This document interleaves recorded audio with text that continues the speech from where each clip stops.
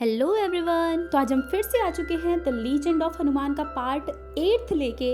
तो ये सीरीज़ काफ़ी अच्छी चल रही है आप सभी लोगों के प्यार से, तो ऐसे ही अपना प्यार बनाए रखना और इस वीडियो को भी पूरा देखना जैसे कि आपने पिछली वीडियोस को देखा है। और अगर नहीं देखा तो जाके देख के आओ यार, क्या कर रहे हो। तो बिना किसी देरी के करते हैं शुरू। तो एपिसोड की स्टार्टिंग वहीं से होती है जहां से पिछला एपिसोड खत्म हुआ था, यानी कि अंगद यहाँ पे नल और नीर के ऊपर प्रहार कर रहा होता है और बाकी सब खड़े होकर देख रहे होते हैं कि क्या हो रहा है। इसके बाद यहाँ पे आते हैं जामवंत काका, जो कि इनसे लड़ने की कोशिश करते हैं और बहुत ही अच्छी तरीके से अंगद को पछाड़ रहे होते हैं। अंगद अपने पूरे होश में नहीं होता, इसलिए वो अच्छे से लड़ नहीं पाता, या यूँ कहें कि जामवंत काका की भुजाओं में अभी भी बहुत ज़्यादा बल होता है।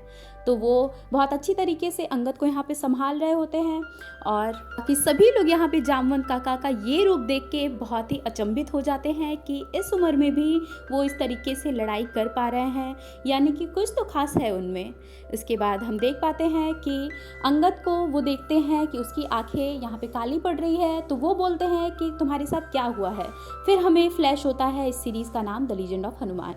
यहाँ पे दूसरी तरफ हनुमान जी उन्हीं बेलों के पीछे जाके उस राक्षस की आंखें देखते हैं, जो कि बहुत भयंकर और बहुत ही वहाँ पे अंधेरा होता है। हनुमान जी यहाँ पे सोच में पड़ जाते हैं कि ये मैं क्या देख रहा हूँ, मेरी आंखों के सामने क्या है।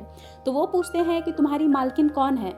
तो वो राक्षस बताता नहीं है और वो बोलता है कि मैं तुम्हें अपने इस काले अंधेरे में संभाल लूँगा, तुम यहाँ से बाहर नहीं जा पाओगे और बाहर जो भी होगा वो तुम्हारे ही दोष से होगा, यानी कि बाहर अब जो कुछ भी होगा वो सारी की सारी गलती तुम्हारी रहेगी।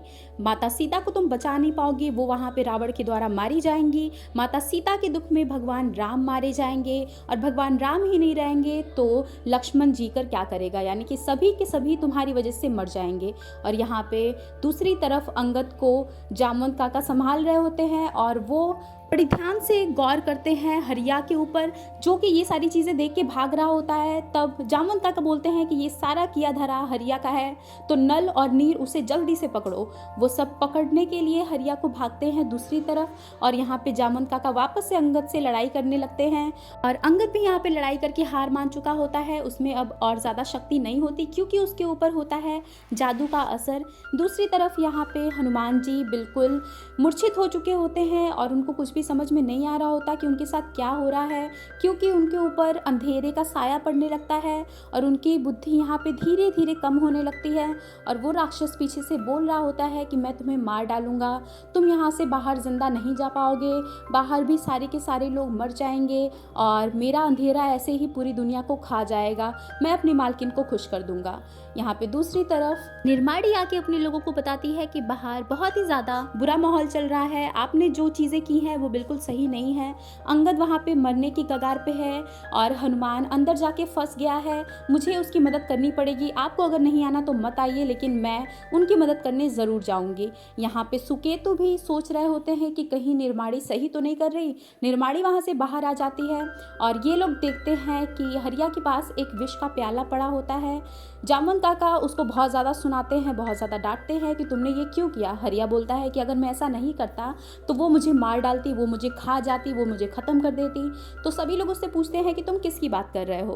तो हरिया बोलता है कि शूर्पणखा की। और इसके बाद उन लोगों को समझ में नहीं आता कि ये शूर्पणखा कौन है। फिर सीन शिफ्ट होता है और यहाँ पे हमें उसी यज्ञ का सीन दिखाया जाता है जहाँ पे सुकेतु यज्ञ करा रहे होते हैं, प्रारंभ कर देते हैं, जो कि वो नहीं कराने वाले थे। इसके बाद निर्माणी यहाँ पे आके बोलती है कि अंगद को क्या हुआ। तो जामवंत काका बताते हैं कि अंगद के ऊपर काला जादू किया गया है और निर्माणी यहाँ पे गुस्से में तलवार लेकर उन बेलों को काटने के लिए निकल पड़ती है। जामवंत काका उसे रोकते हैं लेकिन वो नहीं रुकती। हाँ, दूसरी तरफ हनुमान जी अपने होश खोने लगते हैं, तभी उनको एक सपना आता है जिसमें कि वो भगवान राम को देखते हैं और भगवान राम यहाँ पे उन्हें पुकारते हैं और बोलते हैं कि तुम निराशा मत रखो, तुम जब भी मुझे बुलाओगे, जब भी मेरा नाम लोगे, तब मैं तुम्हारे पास आ जाऊंगा तुम्हारी मदद के लिए। तो हनुमान जी बिल्कुल वैसा ही करते हैं, वो मुस्कुरा रहे होते हैं ये सब सोचते हुए और वो बोलते हैं राम राम राम। जैसे ही वो राम का नाम लेते हैं उनके अंदर एक अलग सी ऊर्जा आ जाती है, वे अपने गदे को फिर से पकड़ लेते हैं और वहाँ पे बिल्कुल उजाला हो जाता है। उस राक्षस को समझ में नहीं आता कि अभी क्या हुआ। फिर हनुमान जी बताते हैं कि तुम्हारे अंदर कितना भी अहंकार क्यों न हो, लेकिन हमारे मन का उजाला तुम्हें हरा देगा। और हनुमान जी के पूछने पर वो राक्षस अपनी मालकिन का नाम भी बता देता है, जो कि होती है शूर्पणखा। इसके बाद हमें बाहर का सीन दिखाया जाता है जहाँ पे वो बेलें कमज़ोर पड़ने लगती हैं और वो निर्माड़ी को पकड़ के अपनी तरफ खींच रही होती हैं। नल और नीर उसे बचाने की कोशिश करते हैं लेकिन निर्माड़ी उन बेलों की तरफ खींची चली जाती है। तभी यहाँ पे आते हैं महाराज सुकेतु और सुकेतु यहाँ पे कुछ मंत्र पढ़ के अपने भाले को ज़ोर से ज़मीन पे पटकते हैं तो सारी की सारी बेलें गायब हो जाती हैं। निर्माड़ी यहाँ पे बच जाती है और सभी कुछ बिल्कुल सही हो जाता है। यक्षनगर में फिर से एक बार सूरज की धूप खिलखिलाती है और सभी कुछ यहाँ पे बिल्कुल शांत हो जाता है, यानी कि इन लोगों ने उस राक्षस को हरा दिया था। निर्माड़ी यहाँ पे अपने मामा श्री के गले लगती है, वे दोनों लोग भाव विभोर हो जाते हैं। इसके बाद ये लोग अंगद को देखते हैं। सुकेतु पूछता है कि इसे क्या हुआ है। जामवंत जी बताते हैं कि इसके ऊपर काला साया है, यानी कि इसके ऊपर जादू टोना किया गया है। सुकेतु कोशिश करते हैं अंगद को ठीक करने की, लेकिन वो इसमें असक्षम रहते हैं। बोलते हैं कि इस जादू का तोड़ मेरे पास नहीं है, लेकिन इसको स्वयं प्रभा सही कर सकती है। स्वयं प्रभा इस पूरे जंगल को सुरक्षित रखती थी, लेकिन जब से शूर्पणखा ने उसे बंदी बनाकर उसकी सारी शक्तियां छीन ली है, तब से वो दूसरों पे ऐसे ही काला जादू करके उन्हें मार डालती है। तो ये सारी चीज़ों का हल स्वयं प्रभा के पास है, लेकिन उसके लिए आपको यहाँ से बहुत दूर एक गुफा में जाना पड़ेगा जहाँ पे शूर्पणखा ने उसे बंदी बना कर रखा है। ये सारी चीज़ें महाराज सुकेतु बताते हैं तो हनुमान बोलते हैं कि चाहे कुछ भी करना पड़े लेकिन हम वहाँ पे ज़रूर जाएंगे। तो जामवंत जी बोलते हैं कि अगर तुम अंगद को बचाने के लिए उस गुफा में गए और इतना लंबा रास्ता तय किया, हो सकता है कि हम माता सीता को ढूंढने का समय गवा दें और उनको हमेशा हमेशा के लिए खो दें। तो हनुमान अब तुम क्या चुनोगे, अंगद का जीवन या माता सीता की आगे की खोज। तो ये एपिसोड भी यहीं पे खत्म हो जाता है। तो अगर आपको इसके आगे के एपिसोड्स चाहिए तो आपको पता ही है क्या क्या करना होता है, वो सारी चीज़ें कर देना।